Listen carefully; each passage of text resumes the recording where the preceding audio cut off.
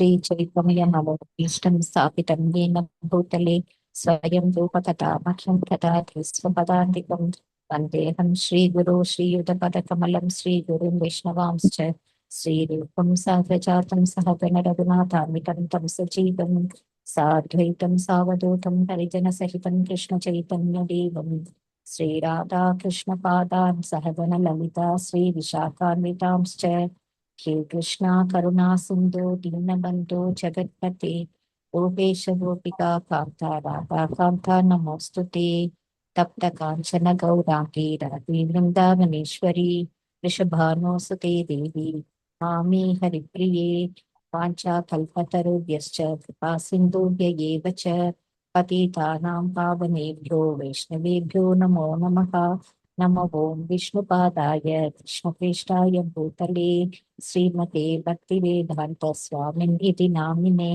नमस्ते सारस्वते देवे गौरवाणी प्रचारिणे निर्विशेष शून्यवादी पाश्चात्य देशतारिणे जय श्री कृष्ण चैतन्य प्रभु नित्यानंद श्री अद्वैत गदाधर श्रीवासादि गौर भक्तवृंद हरे कृष्ण कृष्ण कृष्ण हरे हरे हरे राम राम राम हरे हरे हरे कृष्ण।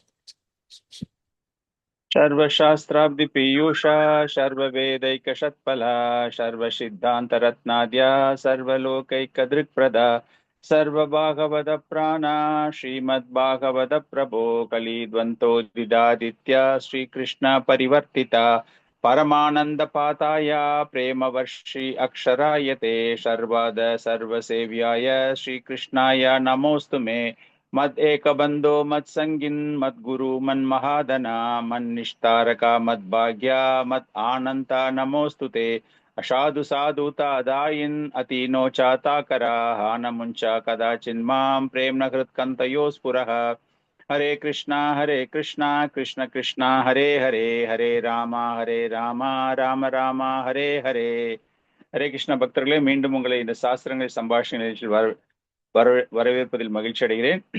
ரொம்ப சந்தோஷம். மீண்டும் நாம் இதை தொடர்ந்து கொண்டிருக்கின்றோம்.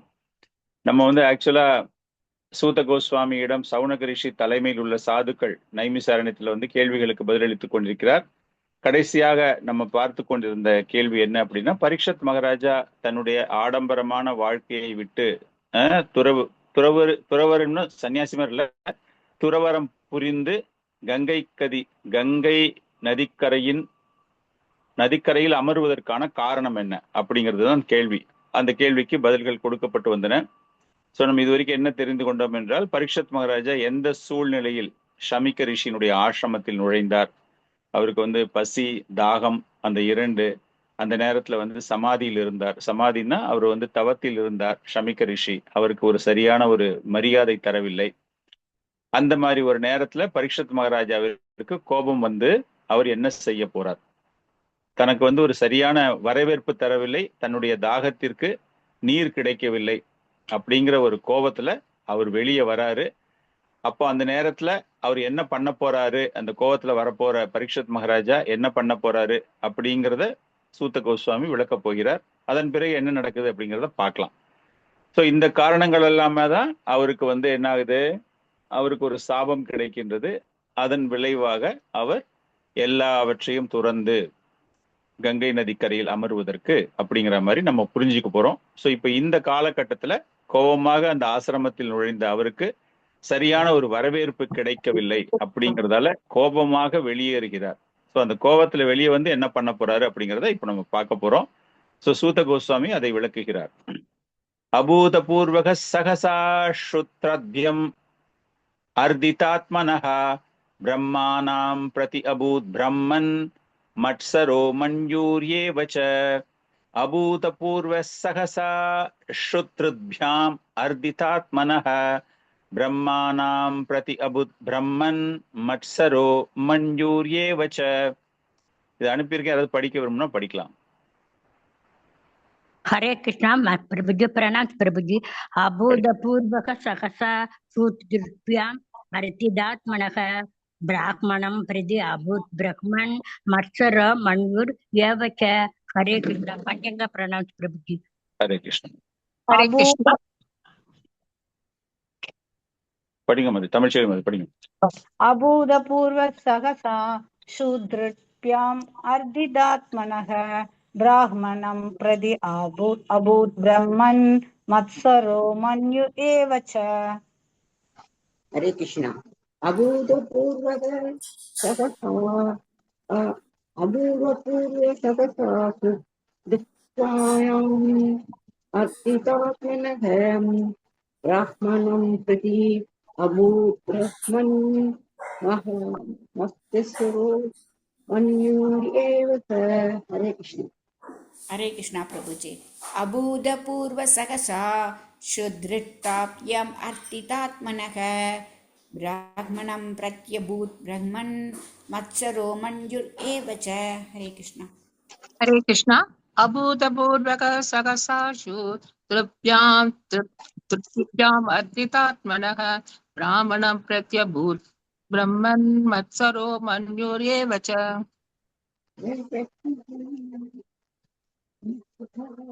ஓகே, அபூத பூர்வக சகசா, அதாவது எந்த சூழ்நிலை, இந்த இடத்துல பரீட்சித் மகாராஜா இது போன்ற ஒரு நடத்தையை வெளிப்படுத்துவதற்கு காரணம் எந்த சூழ்நிலை? அவருக்கு அந்த அளவுக்கு ஒரு பசி தாகம் இருந்திருக்கின்றது. அந்த சாதுவின் மீது தன்னுடைய கோபத்தை முழுவதுமாக, இதுக்கு முன்னாடி அந்த மாதிரி ஒரு கோபத்தை ஒரு பிராமணரிடம் பரீட்சித் மகாராஜா காண்பித்தது கிடையாது. அது போன்ற ஒரு தவறை இதுக்கு முன்னாடி அவர் செஞ்சதே கிடையாது. பிராமணர்கள் முன்னாடி அவரு தன்னுடைய அந்த விரோதத்தை அவர் இதற்கு முன்பு வெளிப்படுத்தியது கிடையாது. அந்த மாதிரி ஒரு சூழ்நிலையில் பரீட்சித் மகாராஜா அபூத பூர்வ சகசா, சகசா அப்படின்னா ஸ்பாட்ல, எதிர்பார்க்காத விதமாக, அபூத பூர்வகா அப்படின்னா அந்த மாதிரி ஒண்ணு நடக்கும் அப்படின்னு எதிர்பார்க்காத நிலையில் அவருக்கு ஒரு கோபம் ஒண்ணு ஏற்பட்டு, அந்த சூழ்நிலைக்கு ஏற்றாற் போல அந்த கோபம் ஒன்று ஏற்பட்டு அவர் என்ன பண்றாரு அப்படின்னா, தன்னுடைய கோபம் அப்படி அந்த அளவுக்கு அவருடைய உடல், அந்த பாடிலி கான்செப்டுமோ இல்லையா, அந்த உடலுக்கு தேவையான விஷயங்கள், அந்த பசி தாகம், அதை ரெண்டுத்தையும் நான் எப்படியாச்சும் எனக்கு கிடைக்கணும் அப்படிங்கிறதால அநாகரீகமான முறையில் அவர் நடந்து கொள்கிறார்.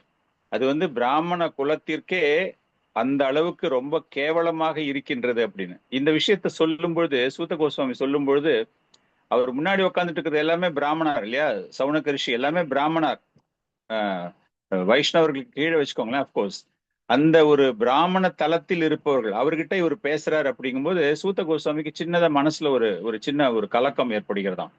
பரீட்சித் மகாராஜா ஒரு பிராமண குலத்தின் சார்ந்த அந்த ஷமிக்க ரிஷிக்கு முன்னாடி இந்த மாதிரி கொஞ்சம் ஆணவமா நடந்துகிட்டது இவங்களுக்கு மன வருத்தத்தை உண்டு பண்ணி விடுமோ அப்படிங்கிறதுக்காக பிராமணர்களே அப்படின்னு அழைக்கிறாராம். அப்படின்னா அவங்களை கொஞ்சம் தனிமை, கொஞ்சம் சாந்தப்படுத்த வேண்டும். அவங்க ரொம்ப பரீட்சித் மகாராஜாவுடைய அந்த ஒரு நடவடிக்கையால இவங்களுக்கு ஒரு பிராமண சமுதாயத்தை அவமானப்படுத்திட்டாரு அப்படிங்கிற மாதிரி மனசுல நினைச்சிடக்கூடாதே அப்படிங்கிறதுக்காக அவர் இது போன்று அவர்களை சாந்தப்படுத்துவதற்காக, இதுக்கு முன்னாடி அவர் அந்த மாதிரி பண்ணினது கிடையாது. அது காலம், அந்த சூழ்நிலை அதற்கு ஏற்றாற் போல அவர் அது போன்ற ஒரு தவறை செய்கிறார் அப்படிங்கிற ஒரு விஷயம். இப்போ இந்த தவறு அப்படிங்கிற ஒரு விஷயம் இந்த இடத்துல பார்க்கும்போது என்ன தவறு அவர் செய்கிறார்? நம்ம பார்த்தோம் அப்படின்னா, தாகத்துல அவர் கேட்கிறாரு அப்படின்னு. ஆனால் அந்த வர்ணாசிரம தர்மத்துல நம்ம ஒரு சத்திரியனுக்கும் ஒரு பிராமணனுக்கும் உள்ள ஒரு உறவை பார்க்கும்போது, சத்திரியனாக இவர் பிராமணனுக்கு என்ன தவறுகளை செய்தார் அப்படின்னு பார்க்கும்போது ஆச்சாரியர்கள் கிட்டத்தட்ட ஒரு 10 வகையான அபராதங்களை கண்டுபிடிக்கிறார்கள். நம்ம ஹரே கிருஷ்ண மகாமந்திரம் பண்ணும்போது 10 அபராதங்களை தவிர்க்க வேண்டும் சொல்றோம் இல்லையா, அந்த மாதிரி பார்க்கும்போது இந்த ஒரு சின்ன செயல் நம்ம படிக்கும்போது நம்மளுக்கு என்ன தெரியும், ரொம்ப தாகத்துல இருந்திருக்காரு அதனால கோவம் வந்துருச்சு அப்படிமோ இல்லையா. ஆனால் அவர்கள் அதை வேறு ஒரு கண்ணோட்டத்தோடு பார்க்கிறார்கள். ஃபர்ஸ்ட் என்ன பண்றாங்க, என்ன ஒரு கண்ணோட்டம் அவர் மீது இருக்கிற ஒரு தவறு என்ன அப்படின்னா, ஒரு பிராமணனை, ஒரு சாதுவை, he is a sage, right, ஒரு மிகப்பெரிய ஒரு சாதுவாக இருக்கிறார், பிரம்ம ரிஷி அவர் ஆக்சுவலா. அப்படிப்பட்ட ஒரு உயர்ந்த நிலையில் இருக்கக்கூடிய ஒரு பிராமணரை, அந்த பிரம்ம ரிஷியை அவர் அவமதித்திருக்கிறார். அவமானப்படுத்தல, அவமதிப்பு. ஏன்னா அவர் கண்ணை மூடிக்கிட்டு இருக்காரு, கண்ணை மூடிட்டு பேசும்போது திட்டினா அவமானம். இது அவருக்கு அந்த நேரத்துல கொடுக்க வேண்டிய ஒரு மரியாதை கொடுக்காமல், ஒரு அரசனாக ஒரு பிராமணனை காப்பாற்றுவது அவர்களுடைய கடமை. ஆனால் இங்கு அவமதிப்பு நடைபெற்றிருக்கிறது. அடுத்தது என்ன அப்படின்னா, கோபம் வரும்பொழுது அந்த கோபத்திற்கு ஏற்றாற் போல தன்னுடைய நடவடிக்கையை மாற்றிக்கொண்டது இரண்டாவது தவறு. என்ன சத்திரியன் இல்லையா? சத்திரியன் அப்படின்னா என்னது? நலன் விரும்பி, ஒரு அரசனாக இருக்கும்போது நலன் விரும்பி, அவர் கோபம் வந்தா கூட அந்த கோபத்தை சாந்தப்படுத்தி கொண்டு அதற்கு ஏற்றாற் போல, அவருக்கு வந்து ஒரு தற்காலிகமான ஒரு இரிட்டேஷன் வந்தா கூட, அவரை வந்து தற்காலிகமா கோபப்படக்கூடிய சூழ்நிலை ஏதேனும் ஏற்பட்டாலும் கூட அந்த சத்திரியன், அந்த அரசன் அப்படிங்கிற அந்த தளத்திலிருந்து அவர் வெளியே வந்துட்டார். மூணாவது தவறு, வெளிப்புறமாக பார்த்ததை வைத்து அவர் ஒரு முடிவுக்கு வருகிறார். அவர் என்ன முடிவுக்கு வர்றாரு? உள்ள போறாரு. போனா அந்த சமிக்க ரிஷி வந்துட்டு தவம் பண்ணி கொண்டிருக்கிறார், கண்களை மூடிக்கொண்டிருக்கிறார், ஆழமான சமாதி நிலையில் இருக்கிறார். அவர் என்ன நினைச்சிடுறாரு? இவர் வேணும்ன்ட்டு என்னை வந்து புறக்கணிக்கிறார், நான் உள்ள வந்திருக்கிற விஷயம் தெரியும் இவருக்கு, ஆனா இவர் என்னை புறக்கணிக்கிறார் அப்படிங்கிறது வெளிப்புற தோற்றத்தை பார்த்து தவறான ஒரு முடிவுக்கு வந்தது அப்படிங்கிறது ஒரு அபராதம். அடுத்தது, அவரு தன்னுடைய அரசாங்க அதிகாரத்தை துஷ்பிரயோகம் செய்திருக்கிறார். ஒரு அரசனுடைய கடமை என்ன? அரசனுடைய கடமை என்றால் குடிமக்களை சமமாக நடத்துவது, அனைவரிடம் மரியாதையாக நடந்து கொள்வது இல்லையா? ஆனா இந்த இடத்துல அவர் என்ன பண்றாரு? அந்த தர்மம் அப்படிங்கிற அந்த ஆற்றலை கடைபிடிக்க தவறி அந்த கோபத்தை வெளிக்காட்டுகிறார். அப்படின்னா அவருடைய அத்தாரிட்டி, அந்த நான் தான் ராஜா, எனக்கே இந்த இடத்துல மரியாதை இல்லையா அப்படிங்கிறது, அந்த அதிகாரத்தை அவர் துஷ்பிரயோகம் செய்கிறார். ஐந்தாவது தவறு, சமாதி நிலையில் இருக்கக்கூடிய, தவத்தில் இருக்கக்கூடிய ஒருவனை அவர் தொந்தரவு செய்கிறார். Is disturbing. அவர் அங்க இருக்கும்போது அந்த இடத்துல வந்து நம்ம யாராச்சும் வந்து ஒரு கோயில்ல போறோம், கோயில்ல ப்ரே பண்ணிட்டு இருக்கோம் அப்படிங்கும்போது எல்லாரும் அமைதி காத்து கொண்டிருப்போம் இல்லையா? சத்தம் போட்டு மற்றவங்களுக்கு டிஸ்டர்ப் பண்ணக்கூடாது அப்படின்னு. ஆனா இந்த இடத்துல அவ்வளவு பெரிய ரிஷி அவர் தவத்தில் இருக்கிறார் அப்படிங்கும்போது அந்த தவம் கலையாமல் பார்த்து கொள்ள வேண்டியதுதான் ஒரு அரசனின் கடமை. நாட் ஓன்லி அரசன், யார் அங்க போனாலும் சரி. ஏன்னா அவ்வளவு மதிப்பு மிகுந்த ஒரு ரிஷி அவர், பிரம்ம ரிஷின்னு நான் சொல்லிட்டேன் இல்லையா? அவரை வந்து பிரம்ம ரிஷி, பின்னாடி வரக்கூடிய ஸ்லோகங்கள்லாம் பாத்தீங்கன்னா அவரை பிரம்ம ரிஷியாக வர்ணிக்கிறார்கள். அந்த மாதிரி ஒரு உயர்ந்த நிலையில் இருக்கக்கூடிய ஒரு சாதாரண மக்கள், குடிமக்கள் அவர்கிட்ட போய் அந்த மாதிரி பண்ணிக்கிட்டு இருக்காங்கன்னா கூட வெயிட் பண்ணுவாங்க. அவர் எப்ப கண்ணு திறக்க போறாரு, சரி கண்ணு திறக்கல 10 மணி நேரம் ஆகும் அப்படின்னா கூட டிஸ்டர்ப் பண்ணாம போகணும். ஆனால் இந்த இடத்துல அவரை தொந்தரவு செய்தது ஒரு தவறு. அடுத்த தவறு என்னது? அடுத்த அபராதம் என்ன அப்படின்னா, உங்களுக்கு தீங்கு விளைவிக்காத ஒரு சாதுவிற்கு நீங்கள் அவமானப்படுத்தி இருக்கிறீர்கள். அவர் அங்க போயிட்டு கண்ணை திறந்தோ இல்ல ஏதோ பேசியோ இல்லையோ ராஜாவை வந்து அவமானப்படுத்துற மாதிரியோ எதுவுமே செய்யல. அவரு ஆம்லெஸ், அவரால் எந்த தொந்தரவும் கிடையாது, கண்ணை மூடிட்டு இருக்காரு, நிம்மதியா இருக்காரு. அவரு எந்த தவறும் செய்யவே இல்லை. அது போன்ற எந்த தவறும் செய்யாத ஒரு அரசனை அவமதிப்பது அப்படிங்கிறது ஒரு அபராதமாக பார்க்கப்படுகிறது.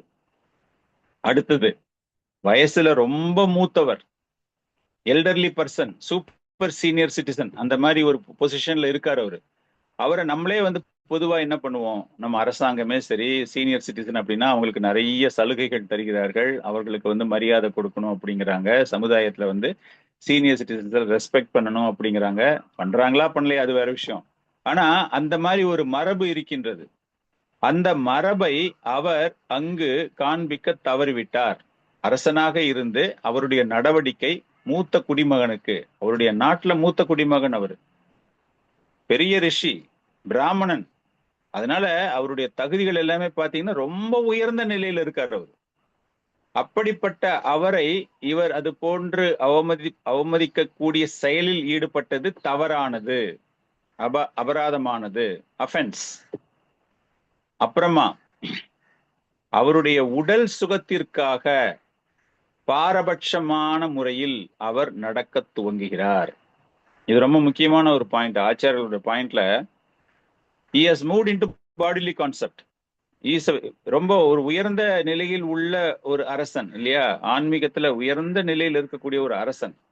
அந்த நேரத்துல அந்த பாரபட்சமான ஒரு நிலை அப்படின்னு பார்க்கும்போது அவருடைய பசி, அவருடைய தாகம், அவருடைய அந்த நிர்ணயிக்கக்கூடிய தகுதியை மாற்றி அமைத்து விடுகிறது. அப்படின்னா அவருக்கு எனக்காக அப்படிங்கிற மாதிரி அவர் என்ன பண்றாரு, தவறான ஒரு முறையில் அவர் அந்த கோபத்தை வெளிப்படுத்துகிறார்.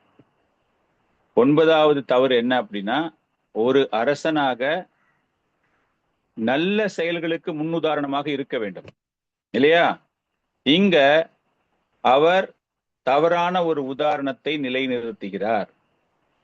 பாண்டவ வம்சத்திலிருந்து வந்திருக்காரு. பாண்டவ வம்சத்துல இருக்கிறவங்க எல்லாம் பிராமணர்களுக்கு அந்த அளவுக்கு ஒரு மரியாதை தர வேண்டும். சோ அந்த வம்சத்திற்கே இழுக்கு ஏற்படக்கூடிய வகையில் ஒரு தவறான முன்னுதாரணமாக, இதன் மூலமாக சமுதாயம் மாற்றம் அடைய நிறைய வாய்ப்புகள் இருக்கின்றன. இந்த மாதிரி இருக்கும்போது அரசன் பெரிய ஒரு பொசிஷன்ல இருக்காரு, ஒரு பெரிய செல்வந்தரே அந்த ஊர்ல இருப்பாரு இல்லையா? அந்த செல்வந்தருக்கே கூட அந்த பண திமிரால அரசனுக்கு எப்படி கோவம் வந்தோ அந்த மாதிரி எனக்கும் வந்துடும் அப்படிங்கிற மாதிரி அந்த சமுதாயத்தை இவர் ஒரு தவறான முன்னுதாரணமாக தன்னை நிலைநிறுத்தி இருக்கிறார். அது ஒரு அபராதம். கடைசி பாயிண்ட், ரொம்ப முக்கியமான பாயிண்ட். பரீட்சத் மகாராஜா அப்படின்னாலே பகவான் கிருஷ்ணரினால் காப்பாற்றப்பட்டவர் இல்லையா? கர்ப்பத்தில் இருக்கும்போதே காப்பாற்றப்பட்டவர், பாண்டவ வம்சத்தை சார்ந்தவர்.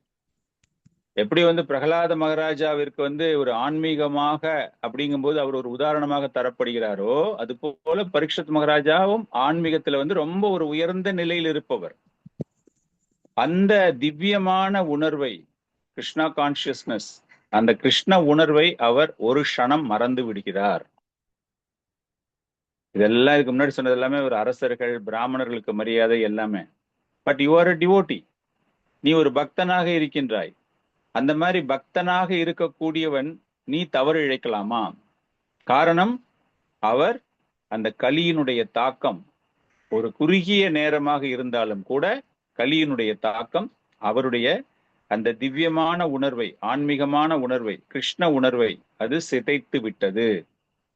சோ இந்த மாதிரி 10 விதமான அபராதங்களை ஆச்சாரியார்கள் அந்த நேரத்துல அவர் செய்ததை கூறுகிறார்கள். அதுக்கப்புறமா அவர் வருத்தப்படுறார், அது வேற விஷயம்.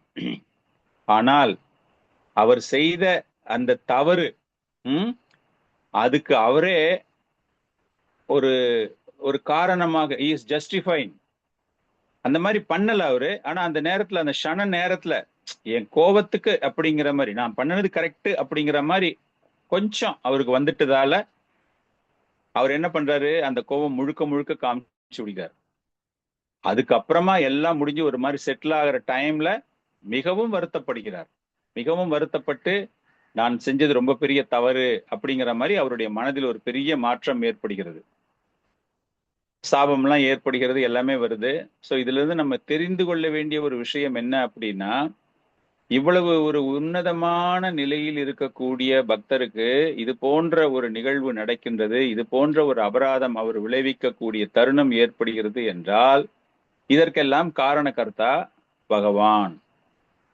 அந்த பகவானினுடைய இந்த லீலையின் மூலமாகத்தான் அவர் தன்னை முழுமையாக சுகதேவ கோஸ்வாமியிடம் சரணடைய அது வழிவகுக்கிறது.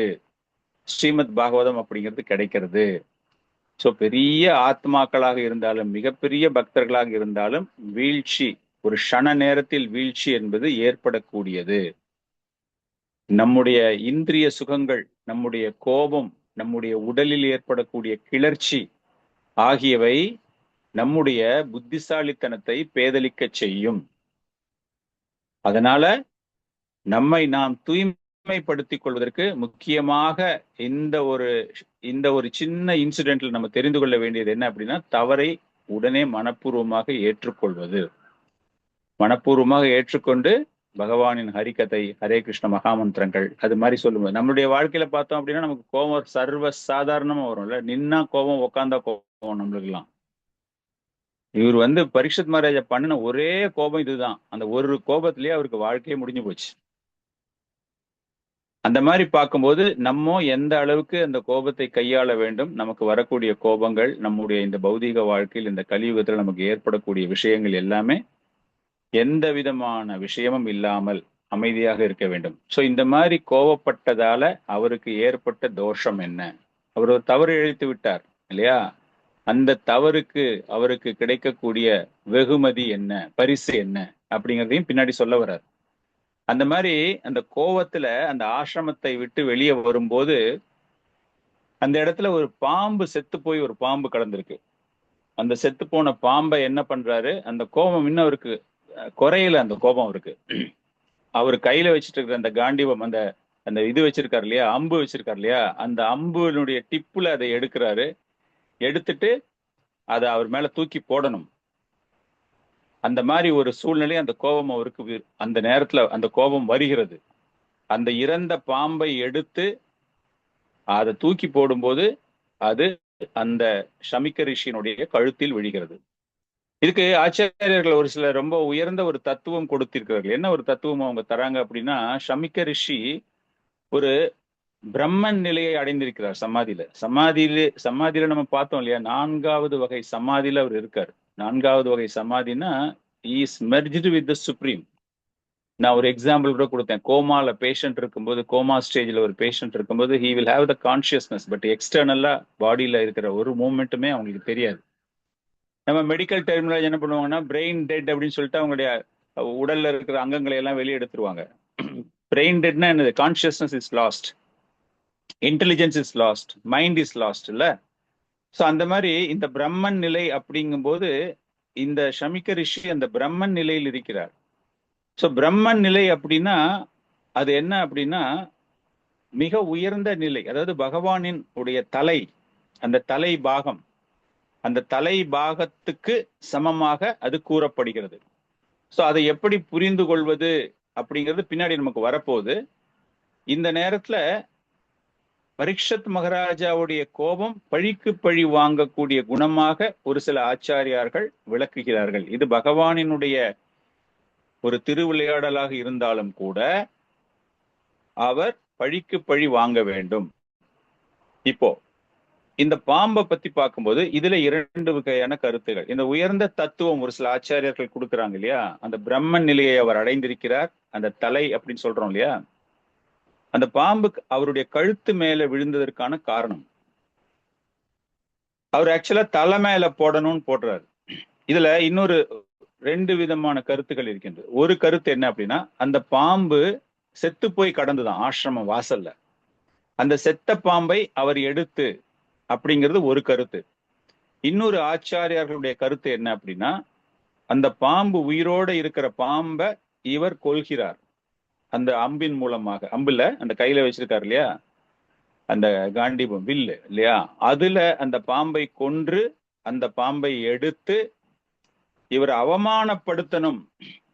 ஏன்னா அந்த தற்காலிகமான அந்த கோபம் இருக்கிறதால அவமானப்படுத்த வேண்டும் அப்படின்ட்டு அதை எடுத்துட்டு வரும்பொழுது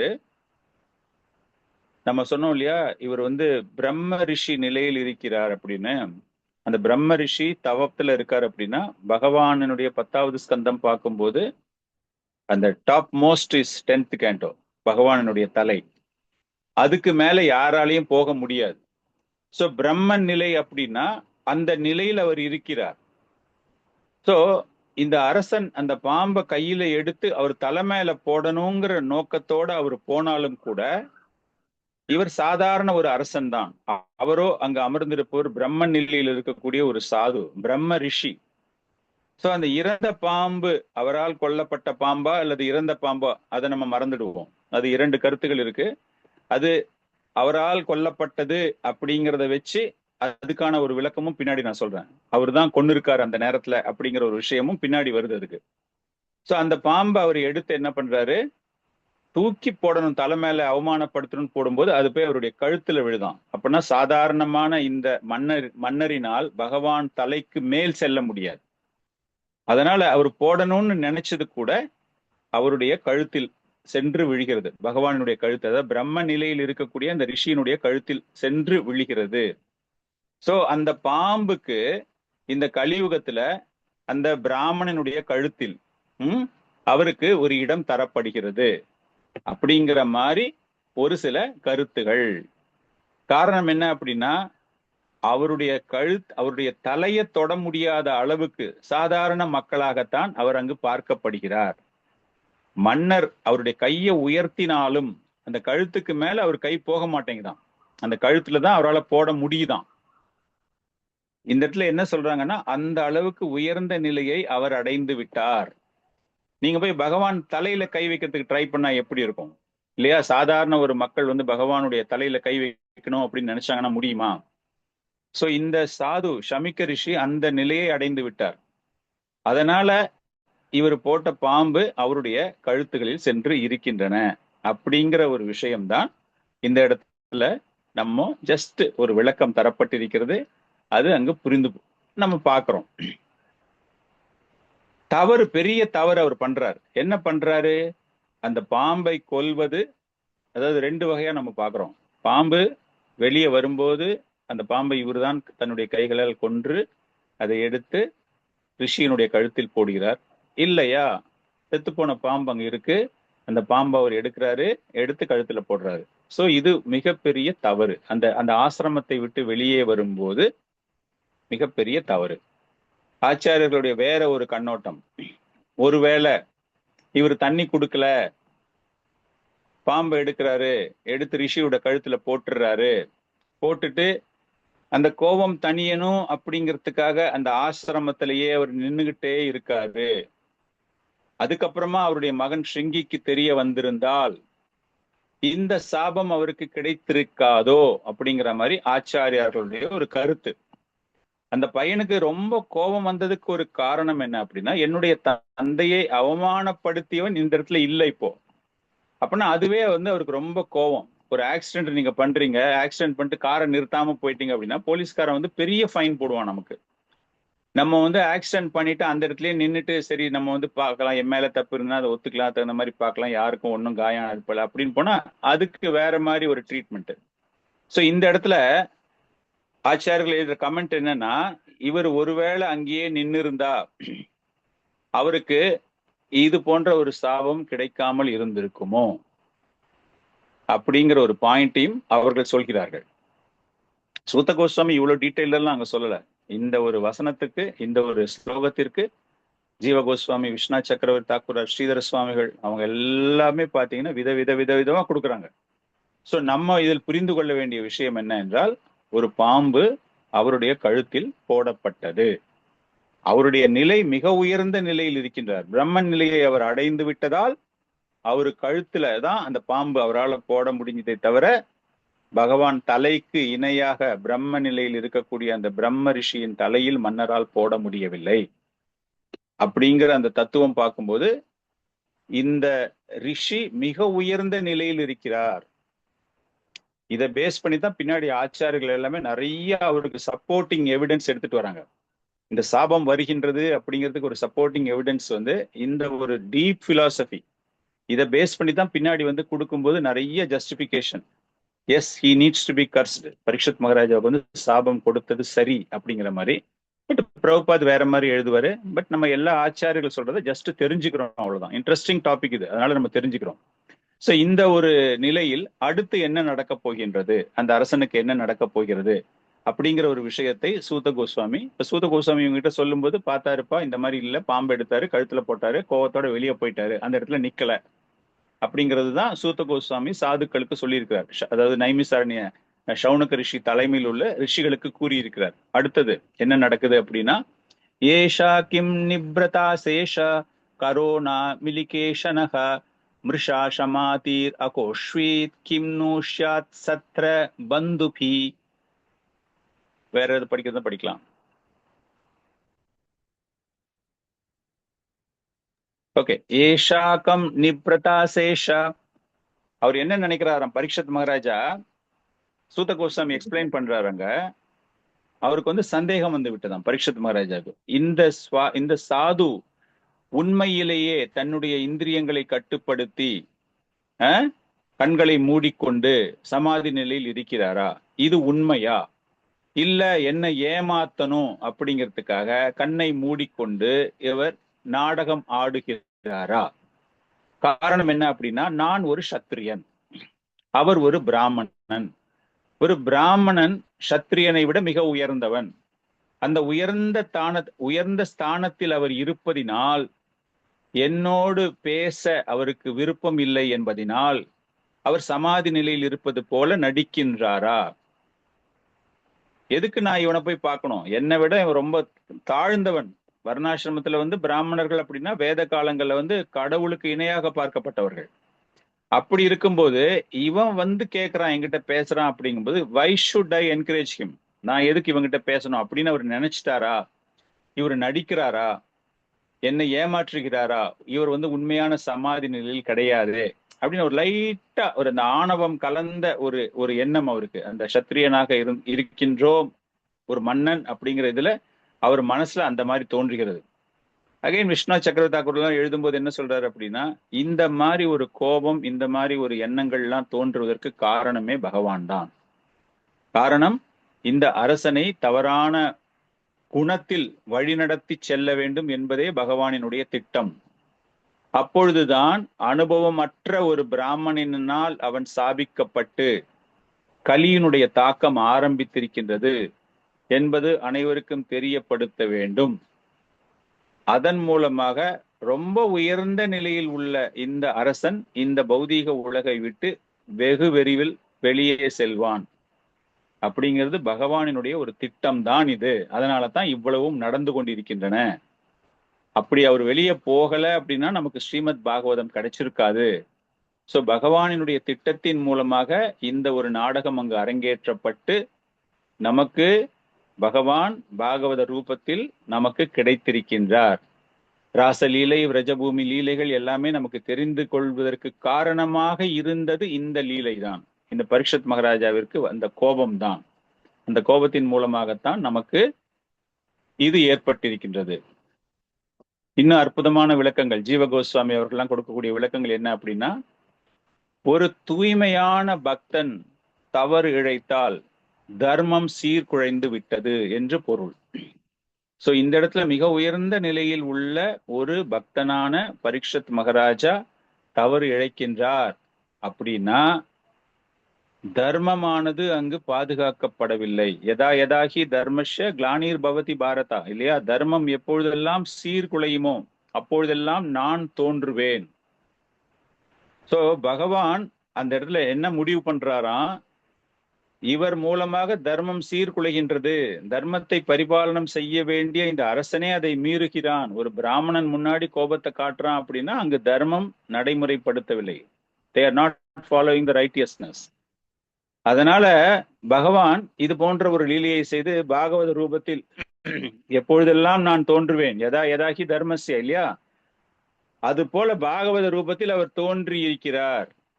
சோ அவருடைய தவறு, அவருடைய எண்ணங்கள் தவறான ஒரு வகையில் சென்றதின் விளைவாக பகவான் பாகவத ரூபத்தில் தோன்றுவதற்காக அப்படிங்கிற மாதிரி இன்னொரு கருத்து, அற்புதமான கருத்து ஆச்சாரியர்கள் தரார்கள்.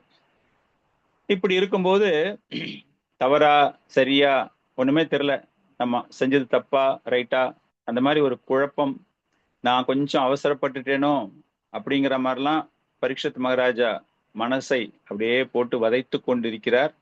இதன் பிறகு என்ன நடக்க போகுது, தவறான வழியில் நான் போயிட்டேன்னா நான் செஞ்ச காரியம் கரெக்டான காரியமா தப்பான காரியமா, நம்ம என்ன பண்ணலாம் அப்படிங்கிற ஒரு விஷயம், அதன் பிறகு என்ன நடக்க போகிறது அப்படின்னு அவர் அங்க நினைச்சுக்கிட்டு இருக்காரு. வீட்டுக்கு போயாச்சு, ஆசிரமத்தை விட்டுட்டு பரீட்சத் மகாராஜா போயாச்சு.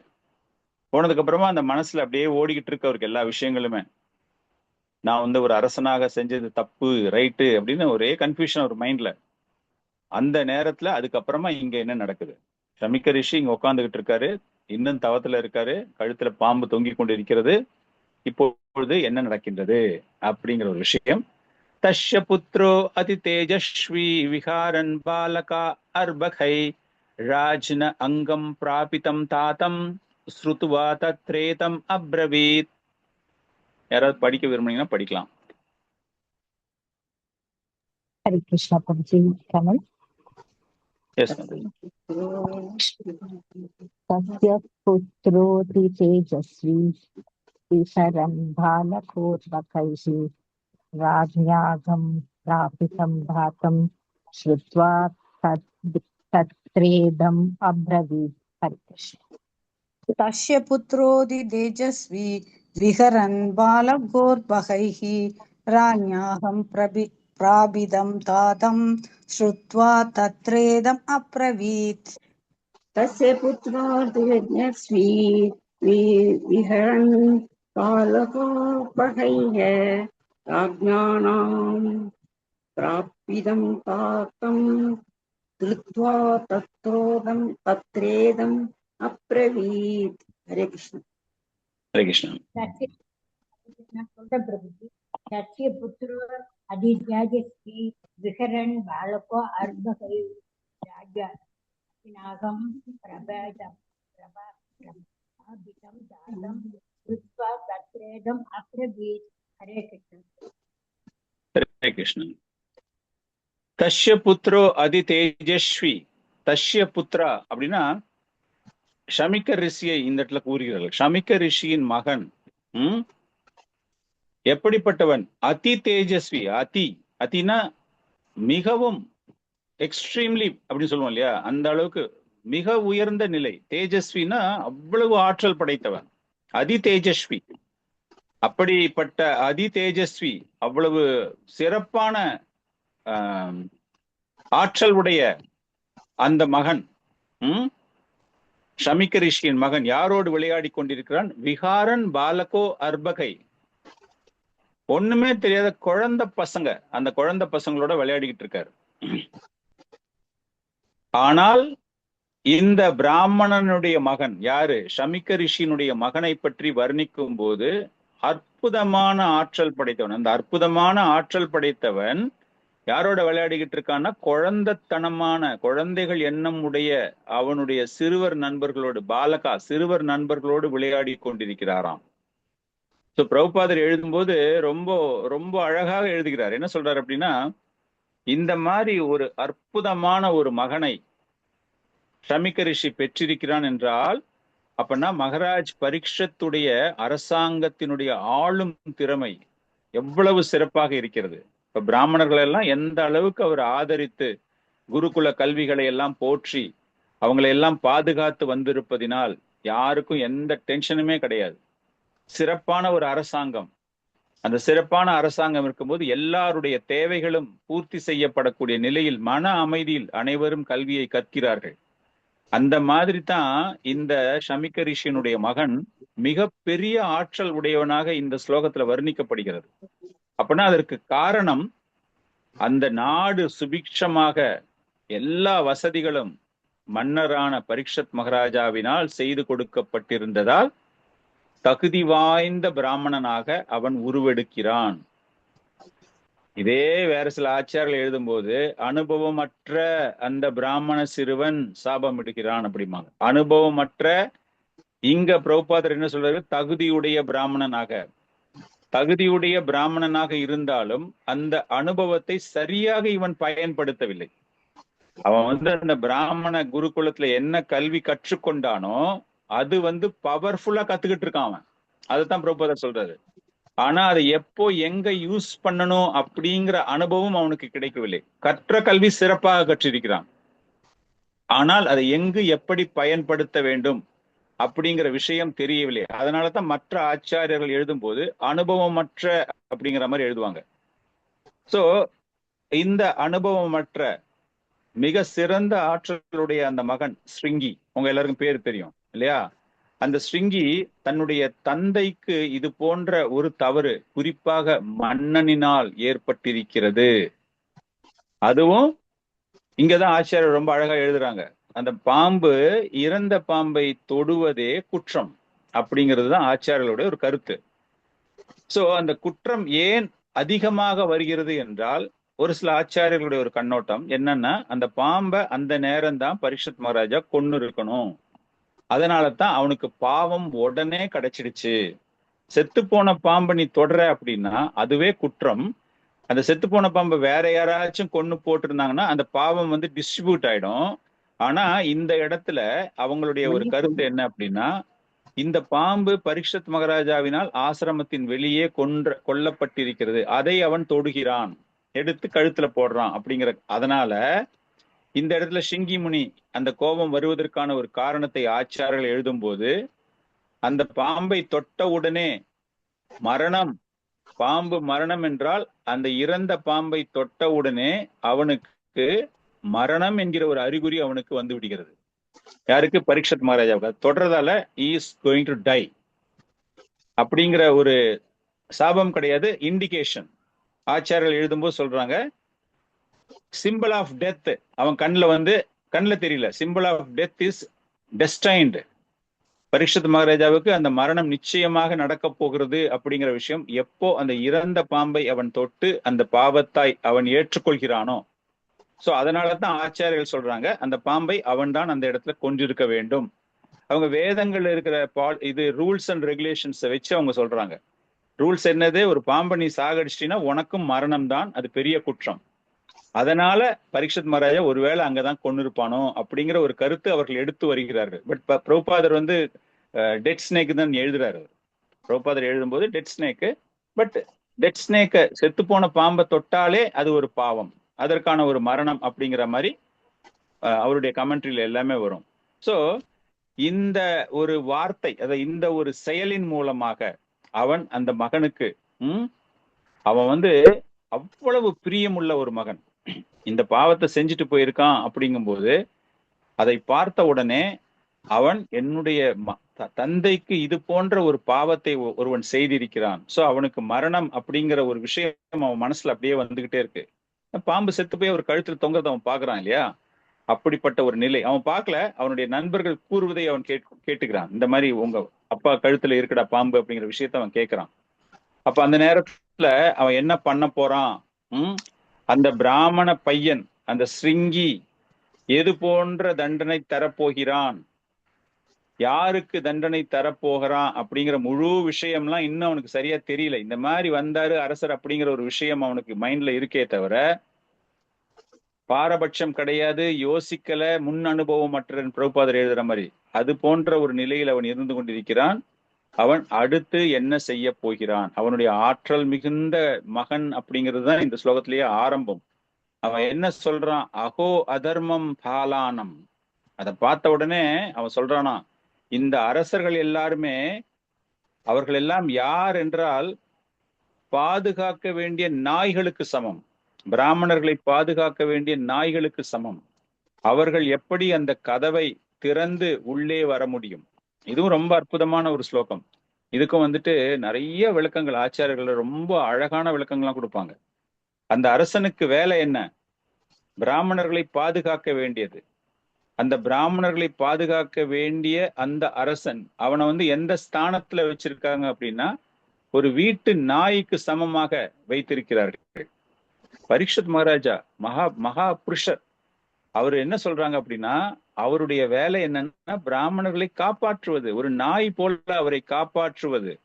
அப்படிப்பட்டவர் ஸ்ருங்கி சொல்றானா அவங்களுடைய ஃப்ரெண்ட்ஸு கிட்ட, எந்த ஃப்ரெண்ட்ஸுங்கெல்லாம் விளையாட்டு பசங்க, அவங்க எல்லாம் அதெல்லாம் புரிய கூட புரியாது.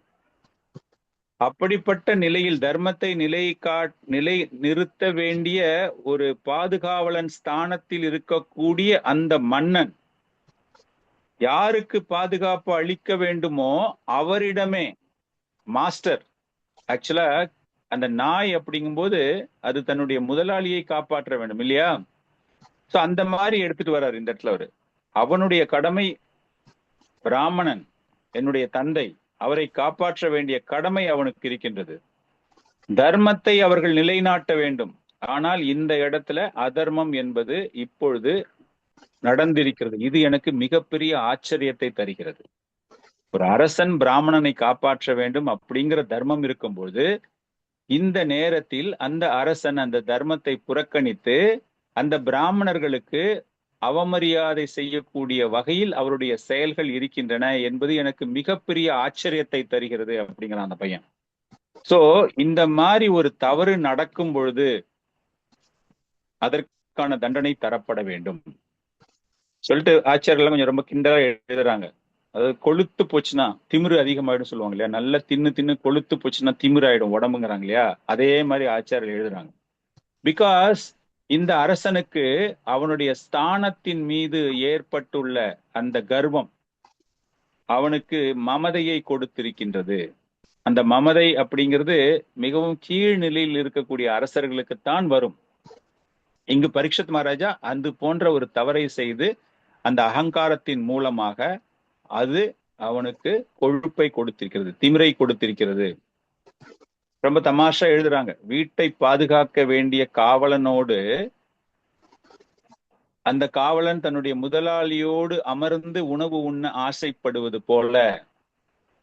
சிங்கி சொல்றானா, இவர் எங்க அப்பாவை பாதுகாக்க வேண்டும், ஒரு பிராமணனை பாதுகாக்க வேண்டும், ஒரு நாய் போல இவன் எங்களை காப்பாற்ற வேண்டும், பிராமணர்களை காப்பாற்ற வேண்டும். இந்த நாய் வீட்டுக்குள்ள நாங்க யூஸ் பண்ற பானையில இருக்கிற தண்ணிய குடிக்கணும்னு ஆசைப்பட்டா அது நியாயமா அப்படிங்கிற ஒரு கேள்வியும் அவன் கேட்கின்றான். எந்த அளவுக்கு அவங்க டீப்பா திங்க் பண்றாங்க பாருங்க. அது அவன் செய்த செயல். நம்ம டக்குன்னு என்ன சொல்லிடுவோம், தண்ணி தானே கேட்டாரு, அதுக்கா இவ்வளவு பெரிய விஷயம் அப்படின்னு. ஆனால் வேத கலாச்சாரங்கள் அப்படிங்கிறது ரொம்ப ரொம்ப ரொம்ப ரொம்ப வித்தியாசம். இன்னைக்கு நீங்க மாடர்ன் டேஸ்ல பாத்தீங்கன்னா திராவிட இயக்கம், திராவிட மாடல் கவர்மெண்ட் எல்லாம் சமத்துவம், எல்லாரும் ஒண்ணு, யார் வேணா வீட்டுக்குள்ள வரலாம், யார் வேணா எங்க வேணா உட்காரலாம், யார் வேணா ஒன்னா சாப்பிடலாம் அப்படிங்கிறதை வலியுறுத்தி வருகிறார்கள். சமுதாயத்தில் சமத்துவம் ஏற்பட வேண்டும் அப்படின்னு. ஆனால் வேத காலங்களில் பிராமணர்கள் மிக உயர்ந்த ஸ்தானத்தில் இருப்பவர்கள். அந்த பிராமணர்களுக்கு எந்த விதமான ஒரு குறையும் ஏற்படக்கூடாது. அந்த பிராமணர்களை பாதுகாக்க வேண்டிய சத்திரியர்கள் அவங்க இவங்களுக்கு பாதுகாப்பாக இருக்க வேண்டுமே தவிர அவர்களுக்கு இணையாக, அந்த பிராமணர்களுக்கு இணையாக தங்களை உயர்த்தி கொள்ளக்கூடாது. இங்க உள்ள தண்ணி கேட்டது, அப்ப தண்ணி குடிக்கிறதுக்கு ஒரு பானையில தண்ணி வச்சிருப்பார்ல, அது அந்த பிராமணர் குடிக்கிறதுக்கு தானே. அத தண்ணியை எடுத்து கொடுத்தா அப்ப ரெண்டு பேரும் ஈக்குவல் ஆகிற மாதிரி ஆயிடுது இல்லையா? அந்த மாதிரி ஒரு எண்ணத்துல அவர்கள் என்ன சொல்றாங்க அப்படின்னா, இந்த சத்திரியர்கள் பிராமணர்களுடைய வாயிற்காவலர்கள், இத நம்ம பண்ண முடியாது. பிரபுபாதர் எழுதும்போது என்ன சொல்றாரு, அனுபவமற்ற இந்த பிராமண சிறுவன் தன்னுடைய தந்தையிடமிருந்து பரீட்சித் மகாராஜா நீர் கேட்டார், தன்னுடைய தந்தை அதற்கு சரியான ஒரு உத்தரவாதம் தரவில்லை.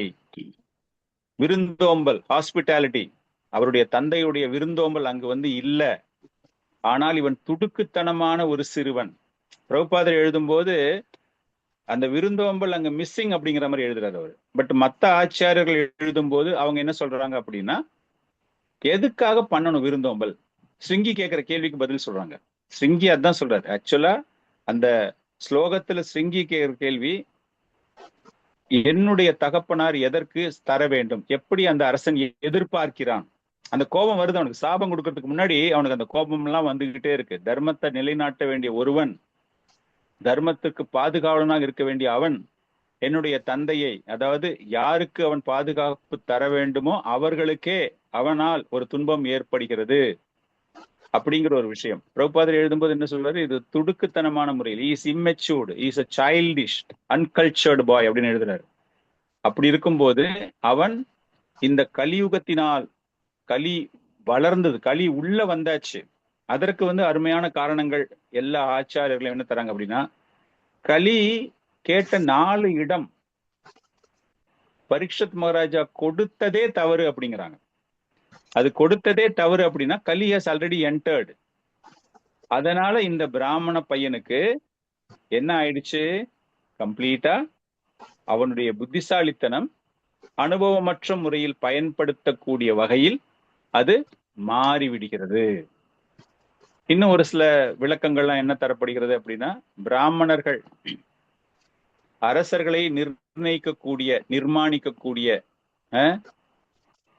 முழுமையான ஆற்றல் பெற்றவர்கள், அதிகாரம் பெற்றவர்கள்.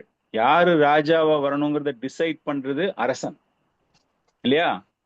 எனக்கு நீதான் ராஜாவா வரணும், இந்த நாட்டுக்கு நீதான் ராஜாவா வரணும் அப்படிங்கிறது அந்த பிராமணர்கள் எடுக்கக்கூடிய ஒரு முடிவு. நிறைய கதைகள் நம்ம பார்த்திருக்கோம், எப்படி பிராமணர்கள் highest authority in appointing the rulers அப்படிங்கிற விஷயம் நமக்கு தெரியும். அப்படி பார்க்கும்போது இந்த பிராமணர்களால் அதிகாரம் கொடுக்கப்பட்ட பரீட்சித் மகாராஜா அந்த பிராமணர்களுக்கு எதிராக செயல் செய்கிறான் அப்படின்னா இது ஒரு துரோகம். உன்னுடைய முதலாளியவே நீ அவமானப்படுத்துற, அவருக்கு நீ துரோகம் விளைவிக்கின்றாய். இன்னைக்கு அரசியல் நடக்கும் இல்லையா, ஒரே கட்சியில இருப்பாங்க, திடீர்னு அந்த கட்சியை விட்டுட்டு வேற கட்சிக்கு போயிடுவாங்க, நீ துரோகி அப்படிமா கேட்டா. அது போல இந்த இடத்துல இந்த பிராமணன் என்னால் நிர்ணயிக்கப்பட்டவன், நியமிக்கப்பட்டவன், பாதுகாவல் தர வேண்டியவன், நீ துரோகியாக மாறிவிட்டாய். பிரம்மானந்தம், பிரம்மானந்தம்னா என்னது? பகவான் பிரம்மனினால் பாதுகாக்கப்பட வேண்டிய இந்த பிரம்மாண்டம், அகில உலகம் இல்லையா, பிரம்மாண்டம், அந்த பிரம்மாண்டத்தில் மிக பெரிய பதவியை வகிப்பவர்கள் பிராமணர்கள். அந்த பிராமணர்களுக்கு இவர்கள் தீங்கு விளைவித்து விட்டார்கள் அப்படிங்கிறது தான் இந்த இடத்துல எல்லாருமே ஒரு கருத்தாக எடுத்துட்டு வராங்க. ஆச்சாரியர்கள், ஸ்ருங்கி எல்லாருமே அந்த ஒரு நோக்கத்துல இதெல்லாமே பேசிக்கிட்டு வராங்க. அடுத்தது அந்த அரசனினுடைய அமைப்பு, பரீட்சித் மகாராஜாவுடைய அமைப்பு எப்படி இருக்கின்றது, எப்படி அவன் ஆட்சி செய்ய வேண்டும், ஒரு அரசனாக அவன் எப்படியெல்லாம் ஆட்சி செய்ய வேண்டும் அப்படிங்கறத விளக்கக்கூடியதை ஸ்லோகங்கள் அது. சூத்த கோஸ்வாமி அதெல்லாம் பத்தி விளக்க போறார். இப்ப இந்த இடத்துல ஸ்ருங்கி சாபம் கொடுக்கறதுக்கு தயாராகி கொண்டிருக்கிறான். இன்னும் சாபம் கொடுக்கல, அவன் தயாராகி கொண்டிருக்கிறான். அதுக்கு முன்னாடி இவ்வளோ பண்றாங்க. அவன் ஸ்ருங்கி எடுக்கிற முடிவு தப்பா ரைட்டா அப்படின்னு நிறைய பேர் பல்வேறு கோணங்களில் பார்க்கிறார்கள். சோ அதுல நிறைய பேர் ஸ்ருங்கிக்கு சப்போர்ட்டா ஆதரவாக கொடுக்க வேண்டிய ஒரு விஷயம் என்ன அப்படின்னா, அரசன் பிராமணனினால் நியமிக்கப்படுகிறான். ஒரு முதலாளி ஸ்தானத்துல இருக்காரு அந்த பிராமணன். இந்த அரசன் அவருக்கு தொண்டு செய்யக்கூடிய நிலையில் இருக்கிறான். அந்த தொண்டு செய்யக்கூடியவன் தன்னுடைய முதலாளிக்கு சமமாக தன்னை பாவிக்க கூடாது, அவன் அங்கு வந்து நீர் பற்க கூடாது அப்படிங்கிற ஒரு ஸ்டாண்ட் அவங்க எடுக்கிறாங்க. ஆனா கௌடிய வைஷ்ணவ சம்பிரதாயத்துல நம்ம பார்க்கும்போது விஸ்வநாத் சக்கரவர்த்தி தாக்கூரார் நியூட்ரலா சொல்லிடுறாரு, இதுக்கு எல்லாமே காரணம் வந்து பகவானினுடைய லீலைகள் தான், வேற எந்த கான்ட்ரவர்சிக்குள்ளயும் அவர் போல. இப்ப இதெல்லாம் படிக்கும்போது நம்மளுக்கே வந்து ஒரே பயங்கர கன்ஃபியூஷனா இருக்கும், எது ஏத்துக்கிறது எது ஏத்துக்க வேண்டாம் அப்படின்னு. நம்ம சம்பிரதாயத்துல கொடுக்கறத ஏத்துக்க போறோம். நான் இதெல்லாம் உங்களுக்கு எதுக்காக விளக்குறேன் என்றால், இது போல ஆச்சாரியார்கள் எழுதி இருக்கிறார்கள்னு நீங்க தெரிஞ்சுக்கணும் அப்படின்ட்டு. நாளைக்கு நீங்க எங்கேயாச்சும் கிளாஸ் எடுக்கும்போது உங்களை யாராச்சும் கேட்டாங்க அப்படின்னா you should be in a position to explain properly. அதுக்காக தான் இவ்வளவு டீப்பா உங்களுக்கு வந்துட்டு பல்வேறு ஆச்சாரியர்கள் சொல்லக்கூடிய விஷயங்களை எல்லாம் சொல்கிறேன். ஒரு சில ஆச்சாரியர்கள் சொல்றதை பார்த்தா கரெக்டா இருக்கிற மாதிரி இருக்கும். அந்த பாம்பு அந்த ஆசிரமத்து வெளியே தான் சாகடிச்சிருக்காரு பரீட்சித் மகாராஜா அப்படிங்கிற ஒரு விஷயம். காரணம் என்ன அப்படின்னா, அப்பதான் அந்த பாவம் அப்படிங்கிறது அவருக்கு உடனே கிடைக்கிறது. அவருக்கு மரணம் என்பது அந்த வேத கலாச்சாரங்களில் வேதங்களில் கூறியது போல அது உடனே அவருக்கு அந்த இம்பாக்ட் ஆகும் அப்படிங்கிற ஒரு விஷயம். செத்து போன பாம்பை நீ தொடர அப்படிங்கிறது விஷயம் வேற. அது somebody has killed or it may be a natural death also. So அதுக்கு வந்து பாவம் அப்படிங்கிறது வராது. அதனால இந்த ஒரு திங்கிங் பாத்தீங்கன்னா கரெக்டா இருக்கிற மாதிரி தோணும் நம்மளுக்கு. ஸோ அந்த ஒரு சூழ்நிலையில எப்படி அந்த அரசாங்கம், பரீட்சித் மகாராஜாவுடைய ஒரு அரசாங்கம் வீழ்ச்சி அடைகின்றது. இப்ப ராஜா தானே தப்பு பண்ணியிருக்காரு இந்த இடத்துல. அப்படின்னா அந்த ராஜா தப்பு பண்றாரு அப்படின்னா the king is nothing but the kingdom, correct? அந்த அரசாங்கமே அந்த அரசர் தான். சோ அந்த அரசர் தனிப்பட்ட முறையில ஏதாச்சும் ஒரு தவறு விளைவித்தார் என்றால் அது அரசாங்கத்தினுடைய தவறு. சோ அந்த அரசர் எப்படி வீழ்ச்சி அடைகிறார், அதாவது அவருடைய அரசாங்கம் எப்படி வீழ்ச்சி அடைகிறது அப்படிங்கிறதையும் சொல்ல போறாரு சூத்த கோஸ்வாமி. அது we will see it in the next session. So அதுக்கப்புறமா அந்த ஸ்ருங்கி முனி என்ன பண்ண போறாரு, என்ன மாதிரி சாபம் கொடுக்க போறாரு. ஸோ அதுதான் அந்த எண்டு, அந்த கங்கை நதிக்கரையில் வந்து அமர்வதற்கான ஒரு காரணத்துக்கு நம்ம அப்போதான் சூத்த கோஸ்வாமி அதை வச்சுதான் முடிப்பாரு. அதுக்கு முன்னாடி இதெல்லாம் கொஞ்சம் இன்ட்ரெஸ்டிங் போர்ஷன் இதெல்லாம். So I just wanted to share all those points with you. So இதோட நம்ம கிளாஸ் முடிச்சுக்கிறோம். உங்களுக்கு ஏதாச்சும் சந்தேகம் இருந்தா கேட்கலாம். ஹரே கிருஷ்ணா.